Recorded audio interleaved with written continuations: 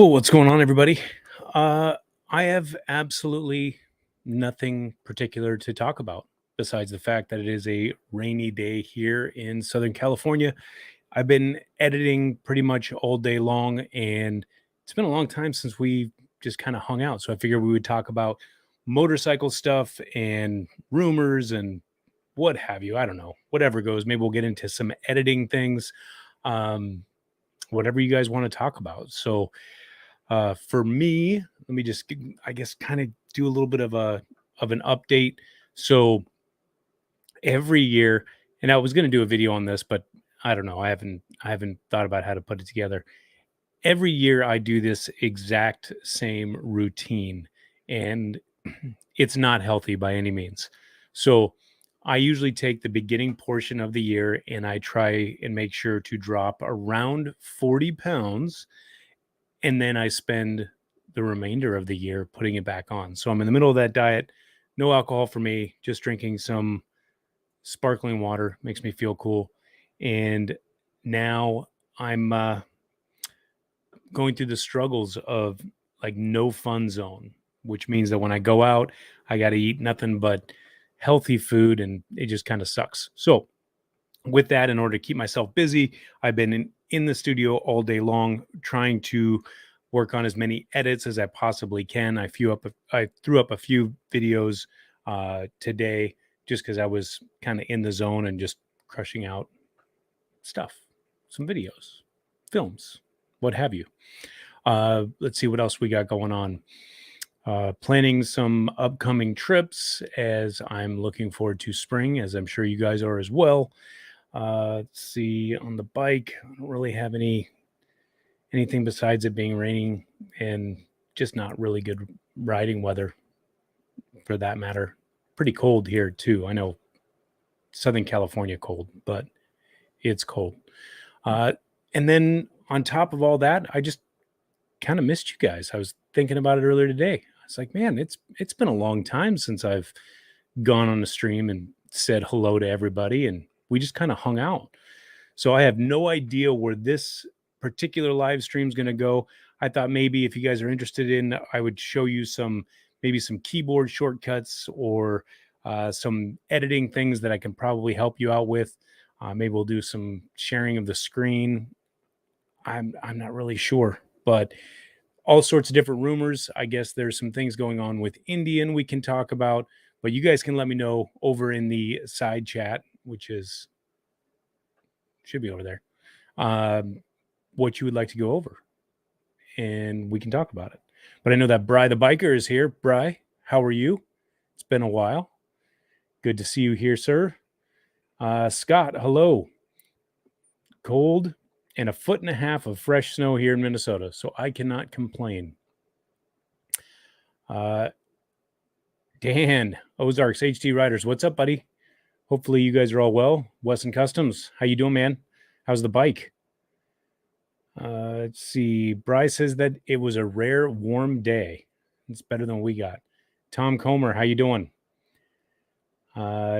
Digby's down under. Hey, from Australia. How is the weather down under right now? Big Bert, how you doing? On the lunch break. Well, thanks for taking the time to say hello. There's really no format for this. It's just a way for me to come on and say hello to everybody. Let's see. First question here. Wesson Customs, would you recommend an ND filter for GoPro? Looking into some before Daytona. So we can talk about that definitely on the video editing aspect. I've always been a big believer of ND filters. With GoPros, there is a caveat that you need to be paying attention to, which is that ND filters will cause some unwanted shake in the image stabilization. So you really want to hone in your, do trial and error, because sometimes if you're trying to stick to that 180-degree rule and the bike is moving, it does cause some unwanted shake. And, I'm hoping in the future GoPro finds a way to fix that. Speaking of GoPro, look at this. Look at this garbage. So I'll get back to ND filters in a second, but the wife and I were out riding last week, and we were close to home. We were a few miles away, stopped at a light turned green, started riding regular, normal, and this thing snapped off right from the handlebar. Boom, hit the ground, uh, completely lost the door. It crushed a battery. Several cars ran over it. However, there is not a scratch on the lens. Still powers on, so I just got to get a new door for this one, and we're back and we're back at it. So ND filters, I do like them for a more cinematic look. It is something that can help you out if you are doing talking head stuff, maybe some not so quick motion. But as soon as you introduce motion, there is a way around that. That is by cranking up that shutter speed, even flipping it to auto. You still can be at 24 frames a second and let it adjust, um, or 60 frames if you're going to be moving. However, just know that there is some of that unwanted shake when you're doing ND filters. And that's only on the GoPro. On all the other cameras, everything is fine. So hopefully that answers your question. I'm a big believer in it. And then, I mean, I still have the little bracket thing on this guy right here. But I've started to not use them as much on my GoPro. And then I just try to match that look in post editing. What says bike is great and better after getting it dyno tuned. Okay, so what kind of numbers are you going to share with us? Digby says it's beautiful in Western Australia. Good to know. Still on my list. Still planning on making that happen. I would love to get out to Australia. John, how you doing? Thanks for joining us. He says, I second that, Scott. This snowfall we had sucks. And what's really crazy is yesterday it was hailing, and even a little bit today here in San Diego. And I understand I can't complain too much, but we pay a ridiculous amount of money for this weather. That's probably the only good thing that we got going for us in Southern California, California in general. But when it's hailing, it's just no fun. Snow level is going to get down to like 1,200 feet, and for us, that's pretty low. So it's a little cool. Big Bird, beautiful day here in Tasmania. DB saying hello. Big Bird saying hello back.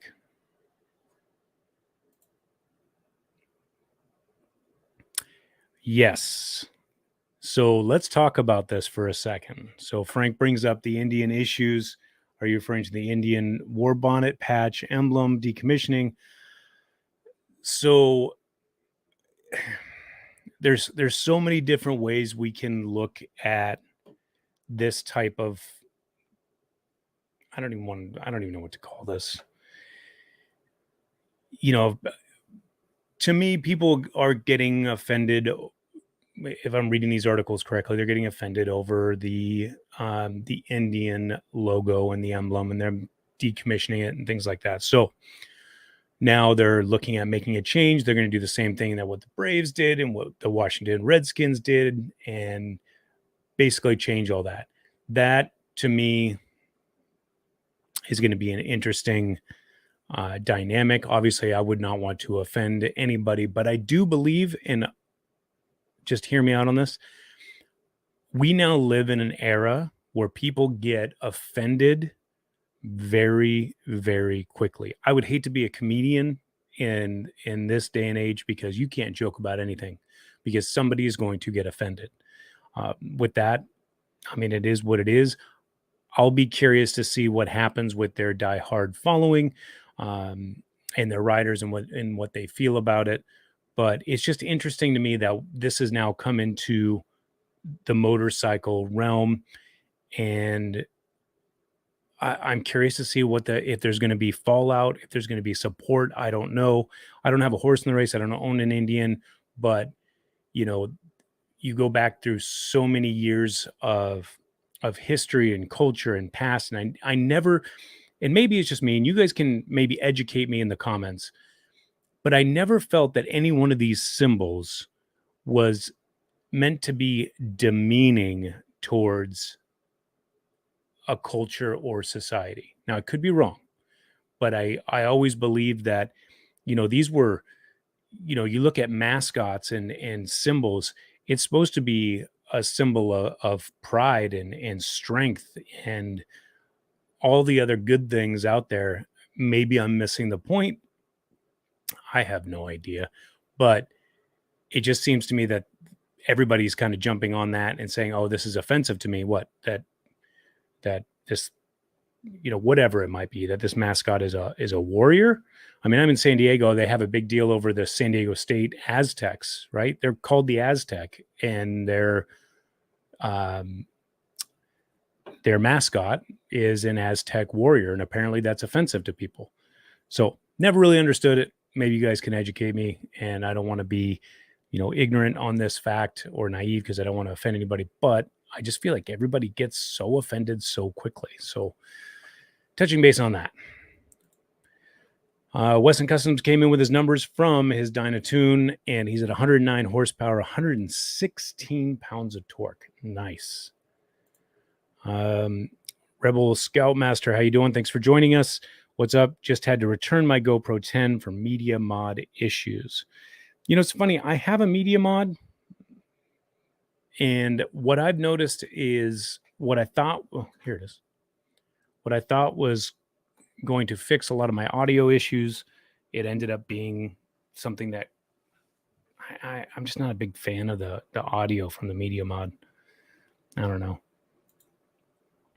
Digby says we're working on a 3-month across the states in the next year or so. Please keep me in the loop. Let's try to link up.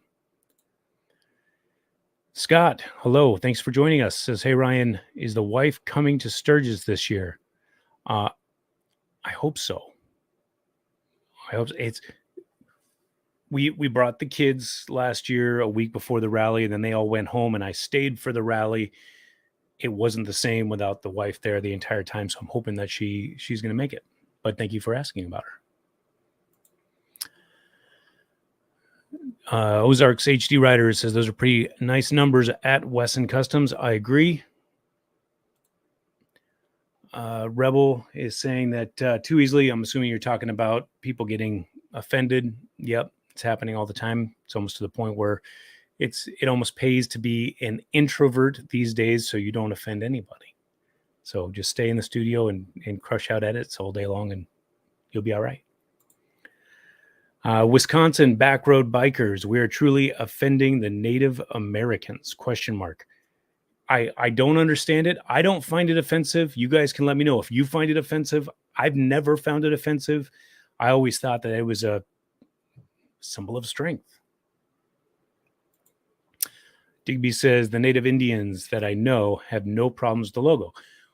That would be a really good social experiment, and I know that they've done it with other things, but speaking with Native Americans and making sure that if they're all okay with it, but let's say it's somebody who's not Native American is saying that is offensive to them because on behalf of the Native Americans, can they even speak for them? I don't know. I don't get it.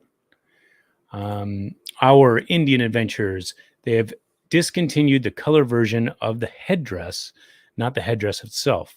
All dealer inventory is currently deeply discounted to remove from inventory. Interesting. Okay, so what does that mean for the future? What are they going to be doing with, if they... One of my favorite quotes of all time is from Aristotle. And Aristotle once said that tolerance is the final stages of a dying nation. So it makes me ask the question, once you start moving that goal line and moving that goal line, goal post, one or the other, now it's able to move even farther. To me, I don't know. Rebel Scott, yeah, I thought it was just a color issue. Okay, could be just a color issue. I might have been reading a little bit too much into it.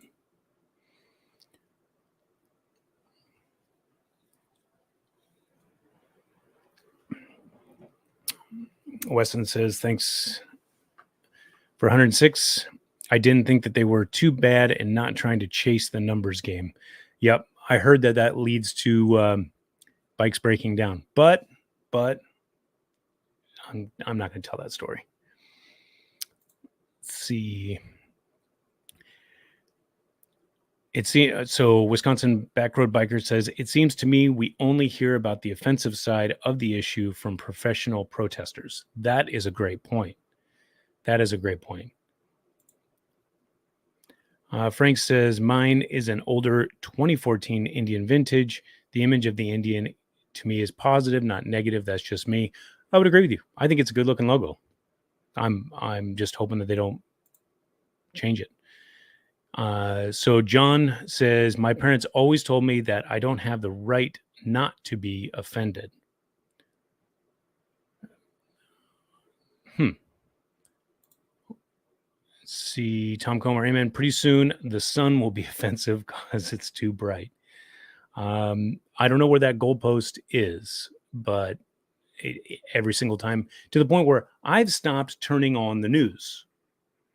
Pretty much done with it. Well, not all the time. I always find myself just by habit clicking it on, but there never seems to be really anything of substance these days. It's always a left and right issue, at least here in the United States, or it is somebody getting offended about something. Prove me wrong.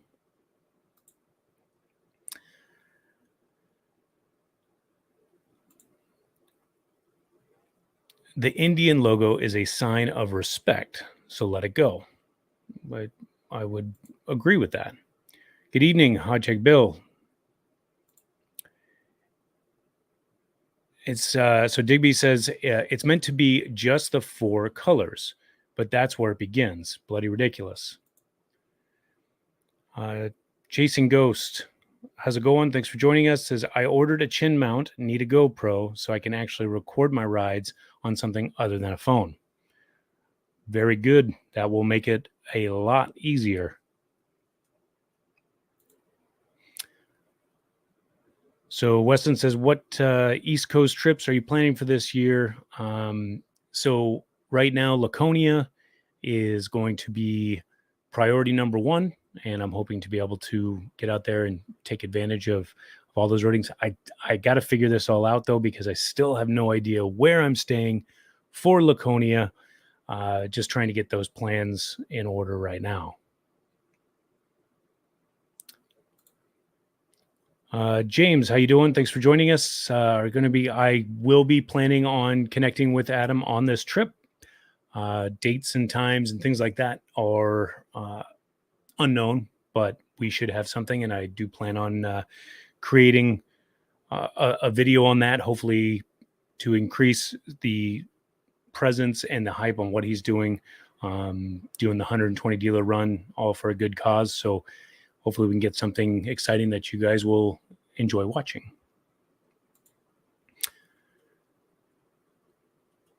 Yep. So I don't know if that, so John, thanks for joining us. John says exactly just like the 30 people complaining about the Cleveland Indians. I don't know if that means that Cleveland's only got 30 fans, if that was a dig on them, but well played.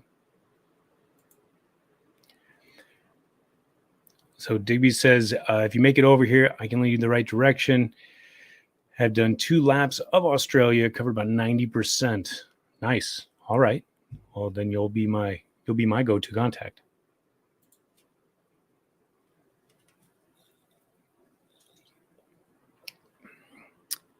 So Rebel Scoutmaster says, heck, I'll bet someone gets offended by my name. Do I care? Nope. Ben, how you doing? Thanks for joining us. People get offended by the American flag, so it seems anything is offensive. That is true. Never understood that one either. I mean, that can open up a can of worms. That rabbit hole goes deep. But I never once understood. I mean, I don't go into anybody else's country and get offended by their flag. It is their country. It is their flag. So I'm with you. Scott says, yes, Ryan, are you hooking up with Adam's ride? Yep. So yeah, we will be planning something. I just don't know exactly what those dates and times are looking like. Ben says to Rebel Scoutmaster that he's offended by the word heck. So now we are just having an offensive battle here in the side comments.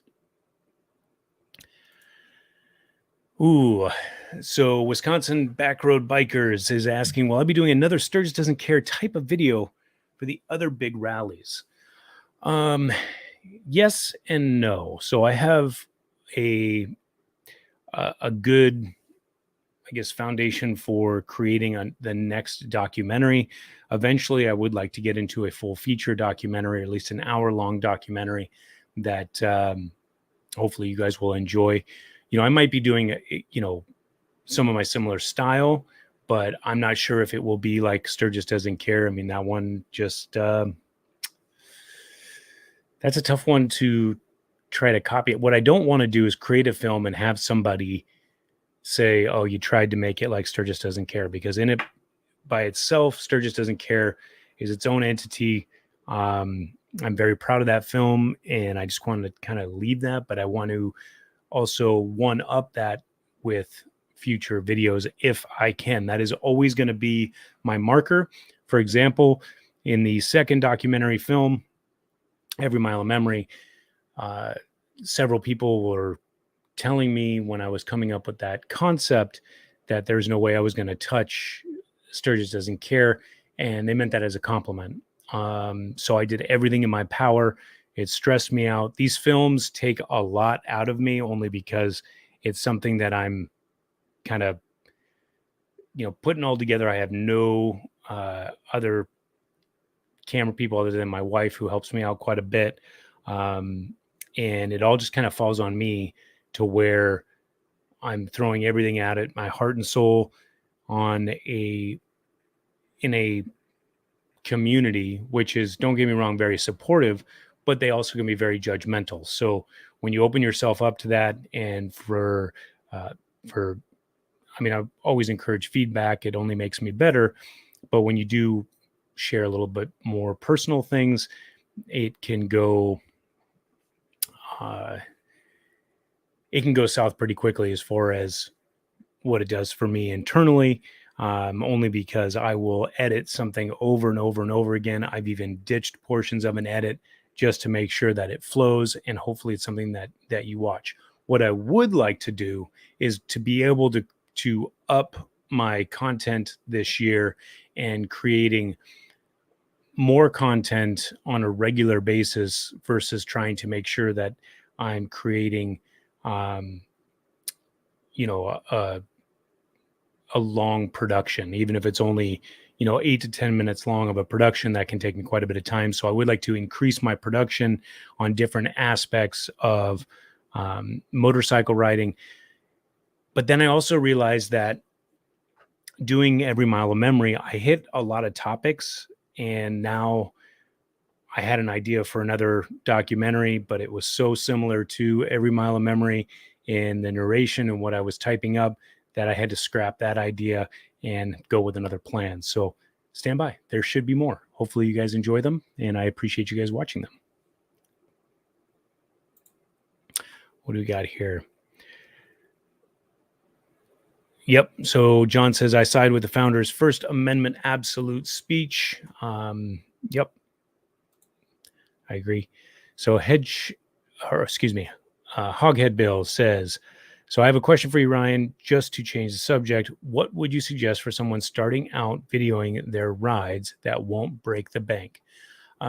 So if you're talking about camera gear and editing, I mean, there's so many different aspects to this. So if we're going to be talking about camera gear, you can get away with a really expensive, older version GoPro for sure.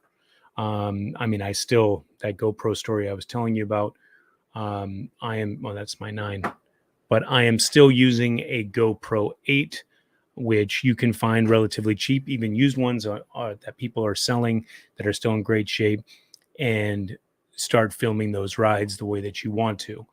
The biggest thing, the camera gear in itself is not going to make or break your video. Understanding the aspects of filming and the rules, and before breaking rules, understanding what those rules are, and really educating yourself. One of the best tips I was ever given a long time ago is that it doesn't matter which camera you're using. If you pretend that that camera is a Sony Red camera, which is a $30,000 system, cinema camera, and you want to make sure that your movements are deliberate, you're going to get better results.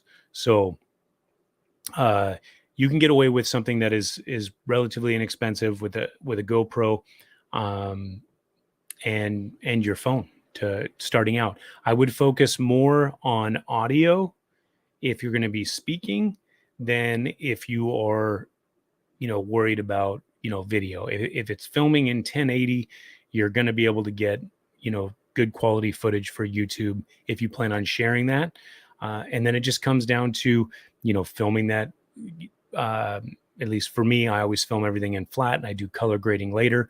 And if you are not going to do color grading, you can make adjustments. And I've done videos on that, on what adjustments you can make to your GoPro to get the best looking footage, something that's aesthetically pleasing to the eye, that's not overly saturated, it's not overly contrasted, and it doesn't cause you heartache when you're post editing. When it comes to video editing software, you do not have to go out and purchase Adobe Premiere Pro or anything like that in the beginning. When you do decide to make a jump, I would strongly recommend Adobe Premiere Pro, only because I'm biased and I've been using it for so long, and I'd be able to help you out with questions along the way. But in the beginning, there's almost every one of the free programs out there is going to be able to establish that need of just making good cuts and clean cuts to where you can come up with a final product. So any of the older version GoPros, it is nice. I mean, now that we're coming up, if you look at the GoPro 9, you are going to have, this front facing screen, which makes it a little bit better for when you're vlogging. Here's the funny thing about that though. When you are vlogging with a GoPro, if you have your settings on automatic, then it doesn't really matter having a front face screen, right? Unless you're actually abiding by rules and making sure that your framing is correct on where you're at and rule of thirds and things like that. But if you have no idea, if you are holding a GoPro right in front of you, chances are it's capturing everything that you need anyway. And if you have it on a selfie stick and you're shooting in something that shoots 4K, you're going to be able to reposition that, the framing of that no matter what. So you always can do that in post-production. So you don't have to really worry about a front-facing screen. Just my 2 cents. But hopefully that gave you some type of a guideline on that. So John says literally 30 people literally. Okay. Yeah, okay. I think this is going back. John's talking about the Cleveland Indians. There was, I guess, 30 people that took them down. Hook Dog, how you doing? Thank you for joining us. If there's a biker that gets offended over a company or team name, it is ridiculous. There is no room for participation babies. Yep. And now we are in that generation of the generation where everybody gets a trophy. And, if you get too stressed out in life, you can take a time out. I don't know. Ben says, great sequel name. Sturgis still doesn't care. It's funny. I think of some crazy stuff when I'm getting ready to go to bed. That's almost where I get all my best thinking done. And I thought about making Sturgis Doesn't Care t-shirts. You guys can let me know in the side comments if that's something that you would support. However, getting creative with it, still percolating that idea. But I do like that, Ben, for a sequel. Appreciate you. Digby's Down Under says, I'm told it's wise to stay out of town when going to Sturgis. So it depends on what you're looking for. To be honest, if you are there before the rally or after the rally, you're going to get more peaceful riding. But the rally in itself, it's awesome. I mean, you are literally surrounded by anywhere between 500,000 and 1 million people, all kind of just celebrating that motorcycle culture. It's different than, other rallies that I've been to. Now, I have not been to Laconia. This will be my first year, so there'll be something to compare as far as another major rallies. But like Arizona Bike Week, which is also fun in itself, Sturgis just has so many different things to offer in one rally. Whether you're into shopping, you're into partying, you're into riding, it has it all. So Chasing Ghost says, my days are usually 14 to 17 hours. Split logs, crash, do it again. 34 hours off a week. Dang. There has been so much free time this week, only working 8 hours. That must be a nice break. That's pretty crazy. Wisconsin Backroad Bikers says, I think Sturgis Doesn't Care will always be an original masterpiece. Thank you very much. Appreciate you for saying that. And hard to copy, even by you, the creator. I take that as a great compliment. Thank you. Other rallies have their own vibe that makes that video unique. Great videos. Thank you very much. Appreciate that. Rebel Scoutmaster, Every Mile of Memory was amazing. Thank you very much. That one was a much more personal film and just sharing a little bit more about me and the fact that it is still continues to do so well. When it's not about a specific event, it's literally just coming with me on a trip. Means the world to me, so I appreciate you guys. So Ben says, I used an Insta360 X1, has a lot of bang for your buck, stabilized, reframing, waterproof. That is a really good point. We should talk about 360 cameras because that's something that I haven't dabbled into. And the reason for that is I do not want to have the extra step in my workflow. So typically I have two GoPros. I have the Nikon Z6 Mark I and the Nikon Z6 Mark II that I'm using for both vlogging and my B-roll cameras, adding in and then the drone, of course, but then adding in a 360 and having to kind of reframe everything on a device only to upload that. I can see the added benefit. I just think that the time it would take to do that. The fact is I'm just lazy and I haven't really jumped into it. I love seeing that you can take one camera and have all these different angles. I'm all about changing the angles. That is a good pro tip for you for this live stream. Change your angles always. But yeah, Insta360, those are great cameras. Thank you, Scott. Appreciate that. Scott says, yep, you did an awesome job on those two videos. More to come. Chasing Ghosts, freedom of speech only exists when unpopular speech is protected. That is a true statement. There is no need to protect what doesn't offend you. It's the stuff you don't agree with, what offends you, that must be protected, which is, I'm pretty sure, the whole point of the First Amendment. We seem to forget that. But thanks for bringing that up. Good point. Hook Dog says, I still use two GoPro 4s and a Samsung 23. Hang on.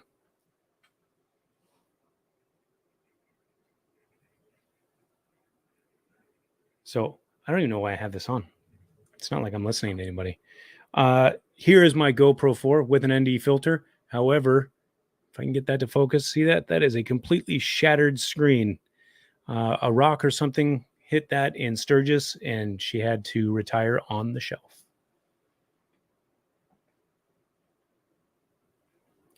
But it was still a great camera. There's video footage from both Sturgis Doesn't Care and Every Mile of Memory using that Hero 4, believe it or not.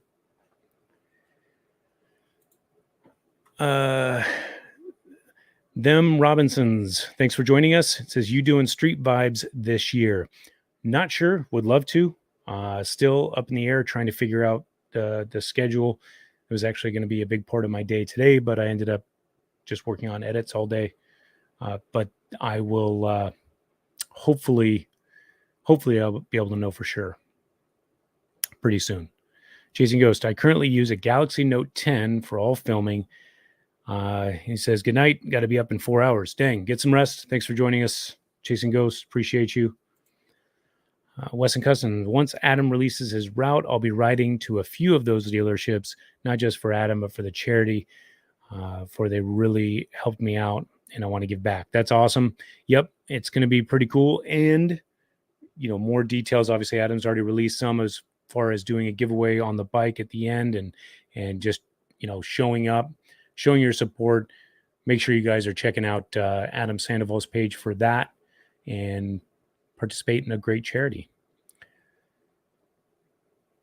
Okay, so Frank Kate says, you said not sure where to stay in Laconia. As camping got hard to find in 22, I found friends' backyards to do mooch talking. I like that. It works. That's why it is now a thing. Just a thought. Okay. Good to know.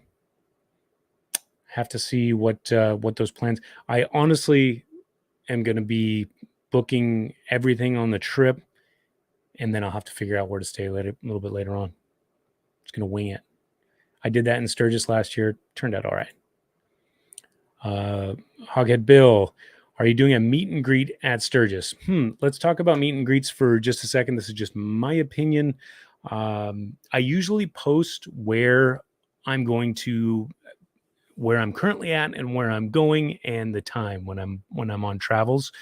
I don't really schedule the like a big meet and greet because honestly, I just don't think that I'm there yet.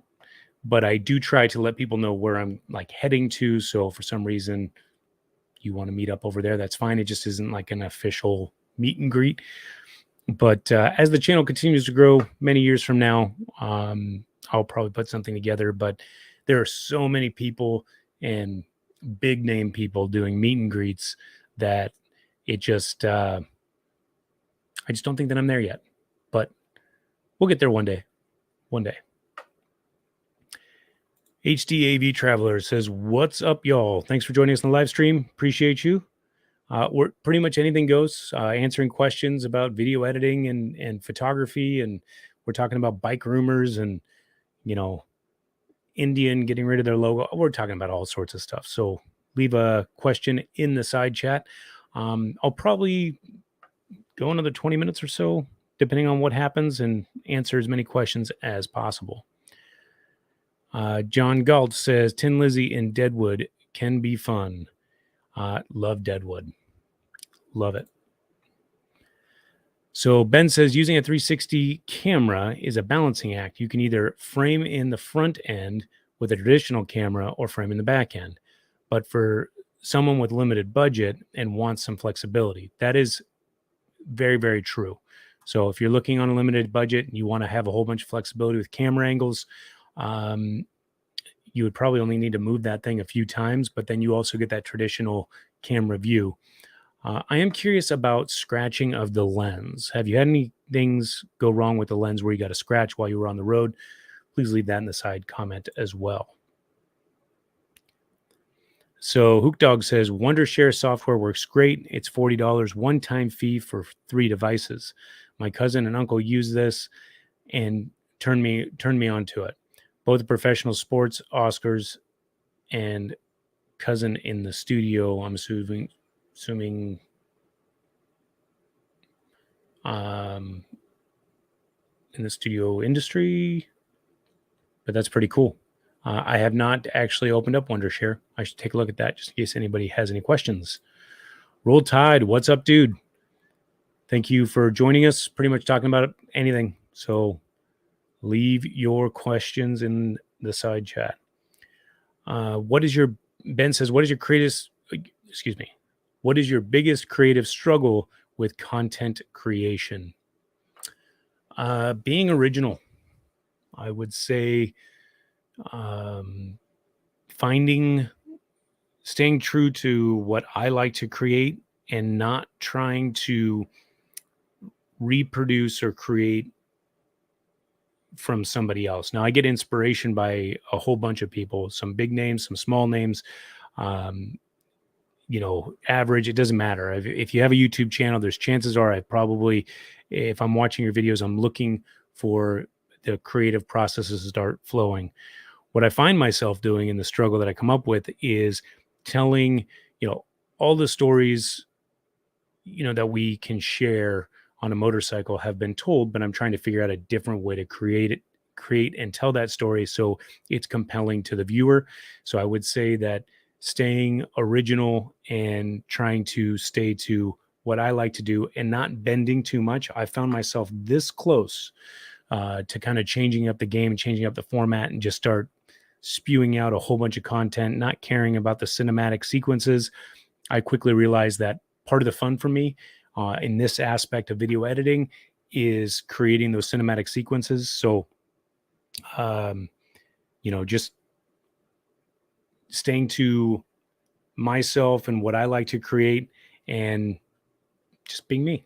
What about you? You let me know what your creative struggles are. What mic are you using on your computer? I just went to a Rode mic Mini and think it was a game changer.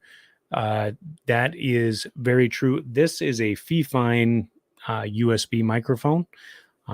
So when I'm doing my voiceovers, this is the microphone that I am using for the most part, 9 times out of 10, unless it's client production or something else.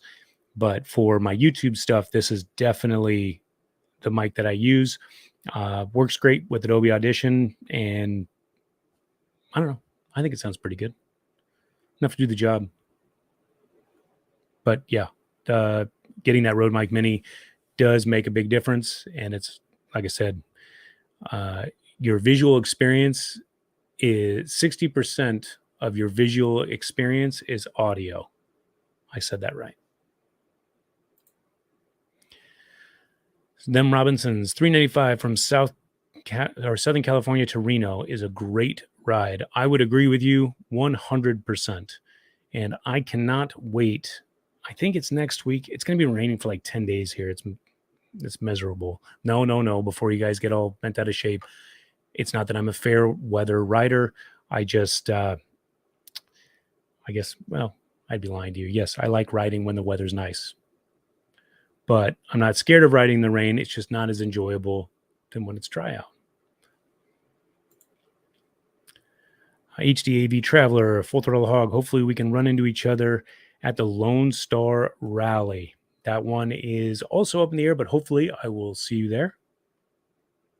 I'd love to get out there. Love it in Texas. So Rebel Scoutmaster, how many revisions of a video do you go through before you decide it's done? I struggle with trying to get the content out and feel rushed. So Peter McKinnon, great YouTuber, content creator, videographer, cinematographer, photographer, you name it. The guy is wicked good. Did a video. I couldn't even tell you the name of it. I just remember seeing it and hearing the concept that if I believe it goes, done is better than perfect, something like that, where you're always as the creator. And I find myself doing this all the time. I've done it with Sturgis Doesn't Care. I've done it with Every Mile of Memory. I still look at flaws and I cringe when I watch it because I see these flaws, but typically, unless I point them out, I'm the only one that sees it. So my rule of thumb, and this bites me quite a bit, is once I get done with the video production, doesn't matter if it's a long video or a shorter video, I sleep on it. I wake up the next morning. If I rewatch it and it's still enjoyable or acceptable, it goes up. But many times I have thought I created something pretty cool, went to bed, woke up the next morning. I was like, this is garbage, and it never sees the light of day. So I would recommend coming up with a process where you can be, wherever the freshest part of your day is, that's when you're going to watch that video. None of it's wasted time, because every single edit you do, you're going to come up with new tips, new tricks. You're going to get faster. You're going to get better. So to me, the creative process, that's how you create bigger and better ideas. It's very frustrating at first, especially when you're working on edits and you spend 10, 12, 18, 6 weeks when it comes to Every Mile of Memory, editing a project. And then if you scrap it, that hurts. I'm not sure if it's hurting of the ego or it's hurting of just the mindset of starting back over from scratch. But if you do that enough times, you'll start to find that area where you're like, okay, I can take a break from it. I can walk away. I come back, and this is the time I want to watch it, because If you like it, send it off to somebody. Nobody says it has to go to YouTube first, but just know that you're your own worst critic. You always will be. You're going to find flaws that only you can find. So, good and done is always going to be expecting perfect and never be done. Something like that. I don't remember.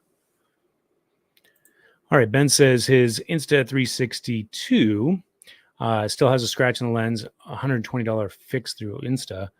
I just haven't gotten around to it. The X2 is my go-to for rain footage, so scratch doesn't matter. Well, there you go on that.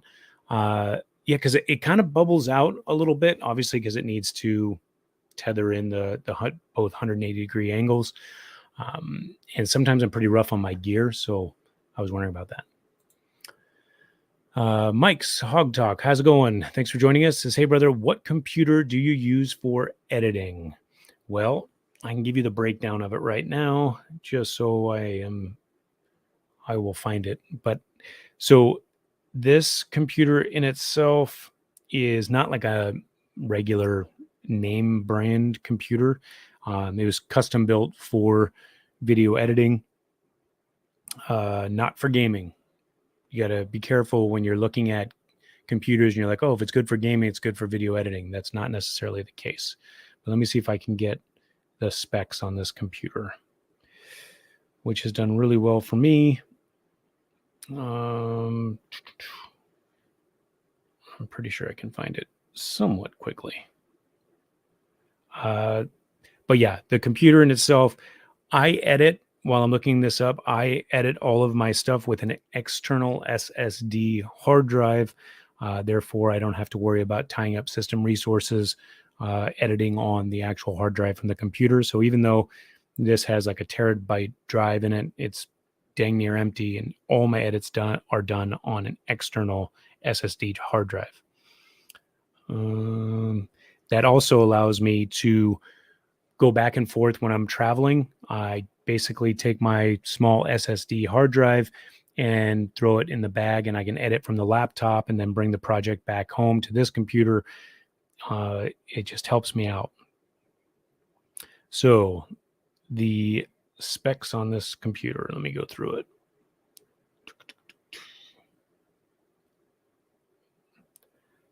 So it's 32 gigabytes of RAM. It is an AMD R series processor. Let me see. So you always want to pay attention to your cores too when you're looking at your cores of your processor. The CPU speed is 3.8 gigahertz. Where's my other specs? I should be able to look these up.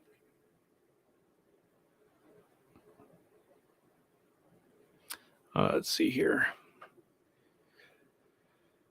Do you guys, if you guys are doing editing, let me know if you guys are also using an external SSD card, because I would highly recommend it. The graphics card for this is going to be the GeForce RTX 2060. Or did I go with the 3050? I can't remember which one I went with. We already talked about the RAM. Yeah. So I use PC. I recently just talked about switching over to, if I would have done the switch on Mac a long time ago or to Apple products, that would have been good, but the learning curve would be too great right now. So that's what I use. Frank says, regulations on drones. I'd like to enter the sport. Do I understand right? The cheaper drones don't need a license.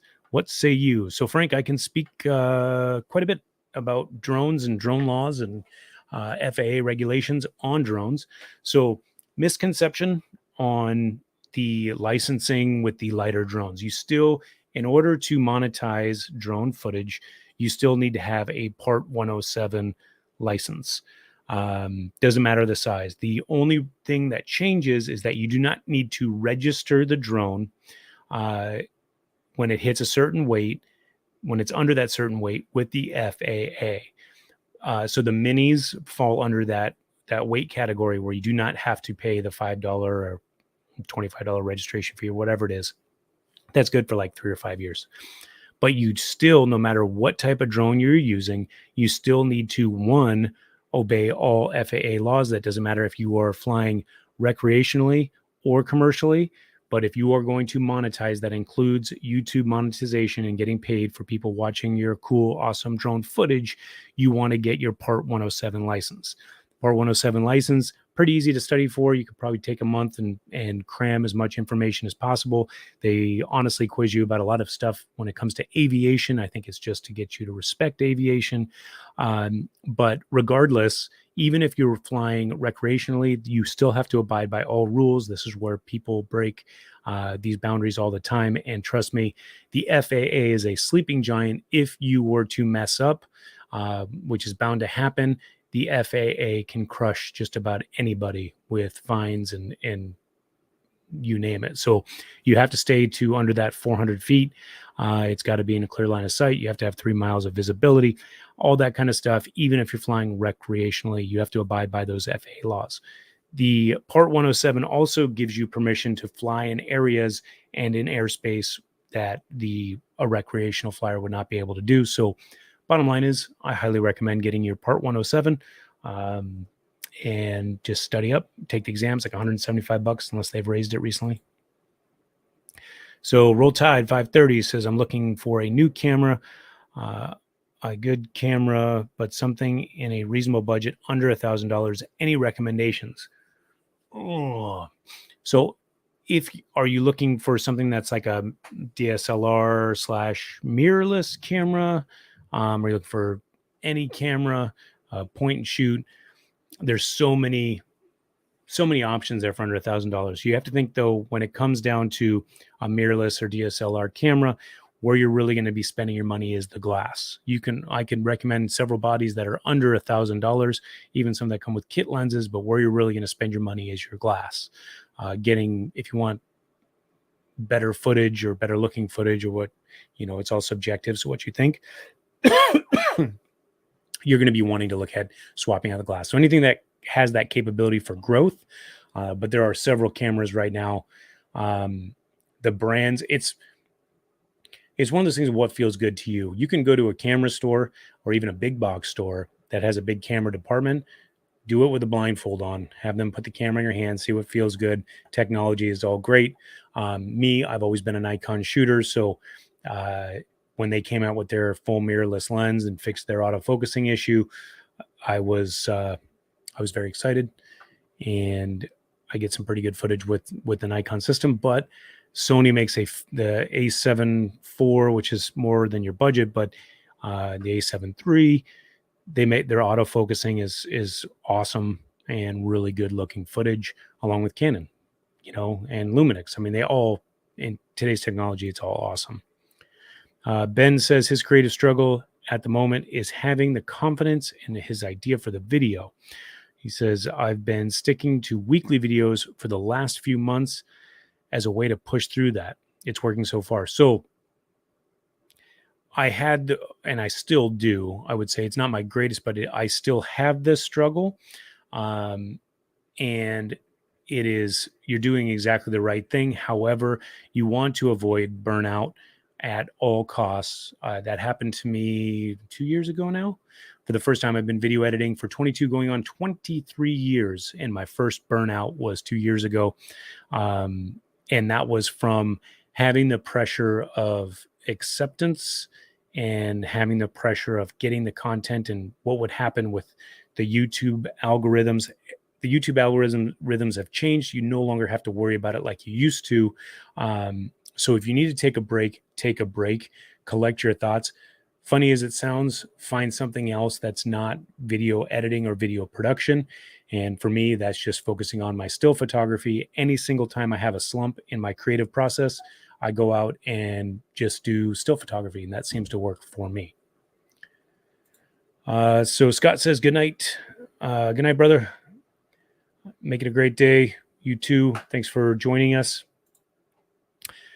Dan Ozarks HD Rider says anyone that spends 40 hours to create an 8 to 10-minute video has definitely got my respect. And I only know one cool dude that has done that and nailed it. Respect from Missouri. Well, I appreciate you, Dan, as always. Hopefully get a chance to see you guys, all you guys, real soon this year. It's been a lot of fun making these videos. Movie studios. Okay, he was talking about the software. Good at them. I'll have to check out that software for sure. HD AV Traveler. The Lone Star Rally is fun, but it's not really a riding rally. Well, and it's Texas. I mean, there's only a very small section of Texas that's got some phenomenal riding in it. So I wasn't expecting that, but it is Texas, and it's awesome to get over there. Does that mean the partying scene is pretty good then? Because I have not been to the Lone Star Rally. Ben says execution of the idea is infinity more important than the idea. Agreed. And I can get myself, if I can touch on that, Ben, I get myself into a tangent where I come up with an idea, and next thing I know, I'm creating something that I don't even have in my own budget. I'm thinking about cranes and all sorts of different moving angles and shots. And then I have to remember to just calm it down and not go too big, but delivering that story and executing that story is much better, is important to your point in executing that idea. Ben says, Casey Neistat made a fantastic video about cutting a door in the wall. It doesn't get any more basic than that. Right to your last point, Ben. I agree with you 100%. Jerry Pittman says, hello, Ryan. I like the video about Rick Rack Bag. I'm going to give them measurements for Indian Motorcycle Tour Pack where they can make one for the Indian motorcycles. Very cool. Awesome. Appreciate you checking out that video. That is going to be my travel setup for this year. Ben says, I changed my flow. Don't edit off hard drive anymore. I back everything up to my, is it Lassi or Lachi? How would you pronounce that? Hard drive. Import the project files to my M1 iPad, edit the footage, export, delete project media files very quick. That's it. That's also an interesting workflow. How hard is it to go back and forth from that? If you wanted to pull footage from, let's say, 6 years ago, 7 years ago, are you able to do that with ease? So Ben says, burnout, yep, very aware, just using the weekly video as a tool to get me over that creative struggle. I don't hold myself too hard if I need to skip a week for valid reasons. Yeah, 100%, man. You have to take those breaks. If you don't, what I found, at least personally for me, I come up with crap material and it shows, and then I'm frustrated about it. That also deteriorates my mood and it just spirals downhill. So Hook Dog's got to run. Thanks for stopping by. Appreciate you. Dan says he's going to be right back. Good evening, everyone. Road Reality, thank you for joining us. We're pretty much just talking about whatever. Weston Customs, your photography is amazing. Where I get a lot of inspiration from. Well, thank you very much. This year, for my long form, I'm changing how I speak to the camera to put me over the mark. Congrats on hitting over 15K. Thank you very much. Yeah, the more you do it, the better you're going to get at it. It's really important to think about just one single person, maybe even their eyeball in the lens, so that you're not looking at a monitor, where sometimes a lot of people wear sunglasses. Casey Neistat is notorious for this, and he's come out and said, hey, I wear sunglasses all the time because I don't want to look at the monitor. Subconsciously and consciously, you'll be looking at that monitor just like this to see, and you're going to be talking. You film a segment, messes up your whole video. Been there.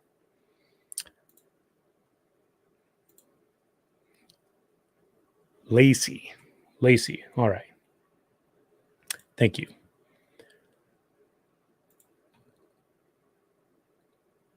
All right. Or Lassie. One or the other. Ben says, pulling old footage, not hard at all. I keep footage organizing by camera and tag each file with useful info, scene, season. That is probably a great piece of advice. You guys should take note of that. If you guys are creating always go through not only labeling your clips, but you want to make sure that you are labeling the footage itself. Make sure that it's easy to find, because you'll never know many years from now. There's nothing more frustrating than having a project idea and being like, I have a whole bunch of footage somewhere on one of my 18,000 hard drives and going through it, and you're not even able to search it properly. So great point. Make sure you guys do that. So Rebel Scoutmaster says, great stream, got to run. Hey, this was an impromptu stream. Hopefully you guys enjoyed it. Appreciate you hanging out. I'll take this as my last point here. Looking at the monitor, that's one reason I got the ZV-1.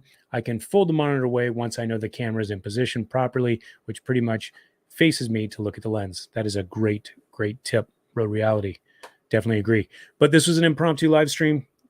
I hope you guys enjoyed it. Didn't know what I was going to do. We had enough to talk about. Appreciate you guys joining in the side chat and engaging with this stream. But let me know. You guys can either leave a comment after the fact, or if you'd like to see more of these impromptu type of streams, I'll be more than happy to do them. Maybe even bring up some screen share stuff to where I can show you some basic tips and tutorials on the video editing process. So you guys can let me know. But that's going to do it. Oh, one more. It says, your motovlogs around San Diego makes me want to come back and visit. I used to live there and I miss it. Sometimes a simple motovlog is great. I will keep making them then. I appreciate you saying that. But that's going to do it, guys. Good night. You guys have a safe weekend. Ride safe, be safe, and we will catch you on the next one.